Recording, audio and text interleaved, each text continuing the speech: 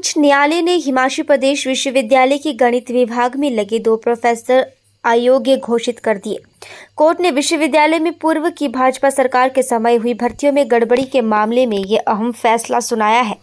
हिमाचल प्रदेश विश्वविद्यालय शिमला में कोरोना काल के समय 2019 और 20 में पूर्व कुलपति सिकंदर कुमार द्वारा विश्वविद्यालय में प्रोफेसर भर्तियों को करवाया गया था। उसके बाद छात्र संगठनों ने इन भर्तियों पर सवाल उठाए थे और ये आरोप लगाया था कि इन भर्तियों के अंदर काफी बड़े स्तर पर भर्ती प्रक्रिया को अनदेखा किया गया है। एनएसयूआई उपाध्यक्ष बीनू मेहता ने कहा कि पूर्व की भाजपा सरकार के कार्यकाल में कोरोना काल के दौरान विश्वविद्यालय में बड़े स्तर पर भर्ती नियमों को दरकिनार कर शिक्षकों और गैर शिक्षकों को भर्ती किया गया। उन्होंने कहा कि छात्र संगठन इसके खिलाफ लगातार आवाज उठाता रहा, जिसके बाद अब उच्च न्यायालय ने 2 प्रोफेसर को अयोग्य घोषित कर दिया है। ये उन लोगों के साथ न्याय है जो गड़बड़ी के चलते बाहर हो गए थे। उन्होंने कहा कि पूर्व की भाजपा सरकार में विश्वविद्यालय के कुलपति प्रोफेसर सिकंदर कुमार ने नियमों को दरकिनार कर अपने बेटे को पीएचडी में दाखिला करवाया और आरएसएस से जुड़े लोगों को विश्वविद्यालय में नौकरियां भी दी। आप देखिए उस जजमेंट में किस आधार पर जो हमने जजमेंट, मैं आपको ज़्यादा उस जजमेंट का बताना चाहूँगा। हिमाचल प्रदेश विश्वविद्यालय में पूर्व में कुलपति बैठे थे जो भाजपा सरकार के समय जयराम ठाकुर जी के आशीर्वाद से हिमाचल प्रदेश विश्वविद्यालय में भारत देश का सबसे बड़ा घोटाला करके गए। आज वो सांसद बनकर बैठे हैं, उनको वो एक तगमा भी दिया है भाजपा ने। उन्होंने अपनी पावर का मिसयूज करते हुए 12C7 जो इमरजेंसी पावर वाइस चांसलर इस्तेमाल कर सकता है, एचपीयू एक्ट 1970 में कहा गया है कि वाइस चांसलर इस पावर का इस्तेमाल ना किसी को लगाने में कर सकता है और ना ही किसी को निकालने में कर सकता है। और माननीय उच्च न्यायालय ने जो जजमेंट दी है, आप देखिए उसमें क्या दिया गया। उन्होंने कहा कि वाइस चांसलर अथॉरिटी नहीं है, वो किसी को लगा नहीं सकती है। एग्जीक्यूटिव काउंसिल, जिसको हम ईसी के नाम से भी जानते हैं, वो सुप्रीम अथॉरिटी है हिमाचल प्रदेश विश्वविद्यालय में किसी भी डिसीजन को लेने के लिए।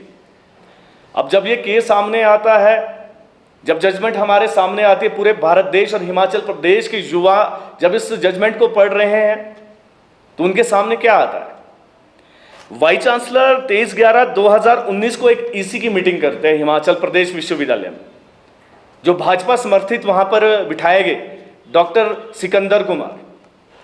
उन्होंने उस समय कुछ लिफाफे खोले गए और वहां पर नंबर 2 और नंबर 3 में एक आइटम लगाई जाती है ईसी की मीटिंग। वो कहते हैं कि आज के बाद जो भी लिफाफे खोले जाएंगे, जो भी नियुक्तियां होगी, जो भी वहां पर एग्जीक्यूटिव काउंसिल का होना जरूरी नहीं है। और माननीय उच्च न्यायालय ने कहा उनको कि आप कोई पावर नहीं हो, आप कोई अथॉरिटी नहीं हो किसी को लगाने के लिए और किसी को निकालने के लिए। आप देखिए आज मैथमेटिक्स के 2 प्रोफेसरों को बाहर कर दिया गया और बहुत खुशी हो रही है। आज जो एनएसयूआई का संघर्ष था, जो भाजपा का, पूर्व भाजपा सरकार का जो पाप का घड़ा था, वो अब कहीं ना कहीं भरने पे आ गया। आज 2 लोगों को बाहर कर दिया गया है। मैं आपको बता भी देना चाहता हूं, आप जरूर सुप्रीम अपने उच्च न्यायालय जी की जजमेंट जरूर पढ़िएगा। उसमें क्वालिफिकेशन के ऊपर किसी तरह का प्रश्न चिन्ह नहीं लगाया, उन्होंने प्रोसीजर के ऊपर बात करी है। उन्होंने कहा कि जो भी आपने कार्रवाई करी है वो प्रतीकात्मक चूक, जिसे प्रोसीजर लेख के नाम से हम जानते हैं, उन्होंने नहीं पूरा करा। उन्होंने कम से कम 250 लोगों को इस तरह से भर लिया। उन्होंने एग्जीक्यूटिव काउंसिल को दरकिनार करते हुए वाइस चांसलर खुद एक में पावर बन गया और उन्होंने कम से कम इसी तर्ज पे 200 से 250 लोगों को भर दिया। अभी हम क्वालिफिकेशन की तो बात ही नहीं कर रही है। एनएसयूआई तो बार बार कहती आ रही है कि अयोग्य लोगों को भरा गया। आज एनएसयूआई की जीत भी है। हिमाचल प्रदेश विश्वविद्यालय में शिक्षक घोटाला कोई छोटा घोटाला नहीं है। आज जयराम जी कहते हैं कि हिमाचल प्रदेश की जो सरकार है, हिमाचल प्रदेश के जो मुख्यमंत्री हैं, वो घोटाले पे घोटाले कर रहे हैं। मुझे बहुत दुख होता है। मैं पत्रकार महोदय आप सभी के समक्ष बात कहना चाहूँगा, उनके कार्यकाल में हिमाचल प्रदेश विश्वविद्यालय में जो भारत देश का सबसे बड़ा शिक्षक घोटाला हो गया और माननीय उच्च न्यायालय ने उसके ऊपर मुहर भी लगा दी है।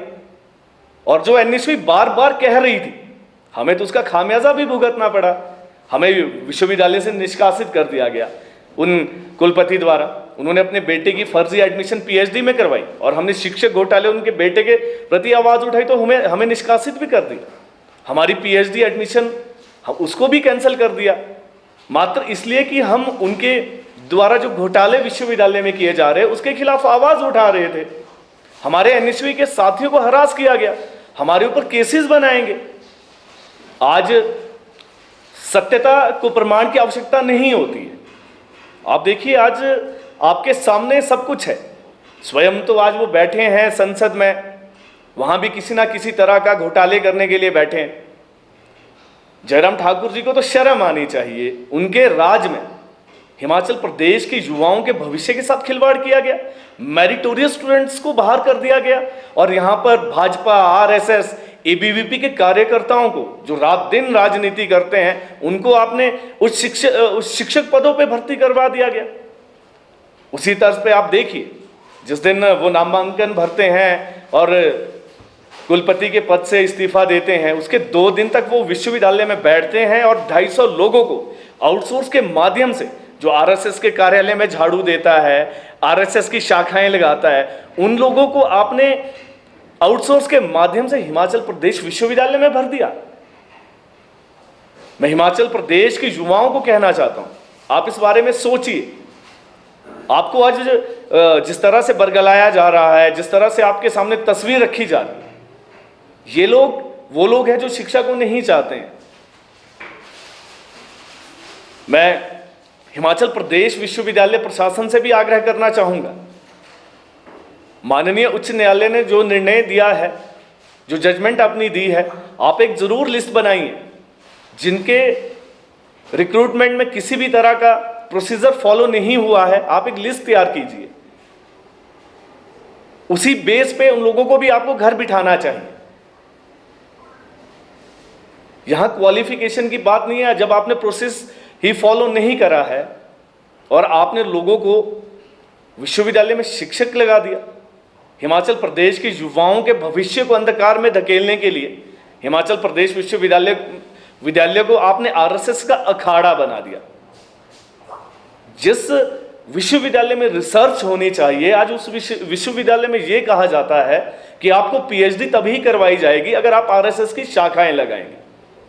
आज से पहले भी हिमाचल प्रदेश विश्वविद्यालय में हर आइडियोलॉजी के लोग रहते हैं, प्रोफेसर्स रहते हैं, लेकिन रिसर्च के प्रति उन्होंने कभी भी किसी से कोई कॉम्प्रोमाइज नहीं कर। लेकिन डॉक्टर सिकंदर कुमार, जो खुद को भगवान बने फिरे हैं, जिन्होंने इतने बड़े घोटाले करे, खुद को सफ़ेद कहते हैं कि मेरा दामन तो बिल्कुल सफ़ेद है, कीचड़ से भरा पड़ा है उनका दामन, अपने बच्चों की पीएचडी में फर्जी एडमिशन करवा दी। हिमाचल प्रदेश में जो पढ़ने लिखने वाला, जो पुस्तकालयों में बैठ रहा छात्र हैं, वो उनसे बार बार गुहार करता था कि हमें पीएचडी में एडमिशन दे दीजिए।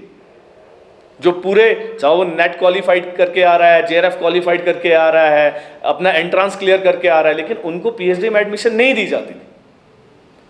अपने बेटे को उन्होंने पीएचडी में एडमिशन दे दी। शिक्षक भर्ती घोटाला कोई हिमाचल प्रदेश विश्वविद्यालय का नहीं। आप देखिए, कोविड का दौर चला था, पूरा विश्व त्राही त्राही हो रखा था और हिमाचल प्रदेश विश्वविद्यालय में मास्क पहनकर, मुंह को ढककर शिक्षकों की नियुक्ति करवाई जा रही थी सिकंदर कुमार द्वारा, जयराम ठाकुर जी द्वारा। जयराम ठाकुर जी को तो शर्म आनी चाहिए। वो युवाओं को कैसे फेस कर रहे हैं, उनको तो बताना चाहिए मीडिया के सामने आकर। क्या जो ये माननीय उच्च न्यायालय ने आपके सामने जो जजमेंट पेश करी है, क्या आप उसके ऊपर कुछ कहना चाहेंगे, अपनी सफाई देना चाहेंगे? क्या आपको नहीं लगता है कि ये बहुत बड़ा एक भर्ती घोटाला है? मैं जयराम ठाकुर जी से पूछना चाहूंगा कि आप उन लोगों को उच्च पदों पे बिठाते हैं जो आरएसएस के लोगों को, आरएसएस के कार्यकर्ताओं को, भाजपा के कार्यकर्ताओं को, एबीवीपी के कार्यकर्ताओं को नौकरियों बैकडोर में, जिनके पास योग्यता नहीं है। अगर कोई योग्य होगा तो उसका तो मैं भी स्वागत करूंगा, वो किसी भी विचारधारा से संबंध रखे, मैं उसका भी उनका स्वागत करूंगा। अगर वो वेल क्वालिफाइड हैं, वो काबिलियत रखते हैं एक शिक्षक बनने की। लेकिन हिमाचल प्रदेश विश्वविद्यालय में तो ऐसा कुछ हुआ ही नहीं। वहां तो ऐसे लोगों को भरा गया जो मात्र आरएसएस का कार्य कर रहे हैं, भाजपा का कार्य कर रहे हैं और एबीवीपी का कार्य कर रहे हैं। हिमाचल प्रदेश के युवाओं को मैं कहना चाहता हूं, आप जागिए।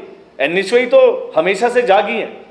एनएसयूआई तो सदैव आपकी आवाज को सरकार तक पहुंचा रही है, चाहे वो अभी कांग्रेस की सरकार है। एनएसयूआई आपकी आवाज को अपनी सरकार तक पहुंचाती है, आपकी जो भी समस्याएं उन तक पहुंचाती है। बहुत दुख का विषय है। आज प्रेस वार्ता करने का यही एक मकसद था।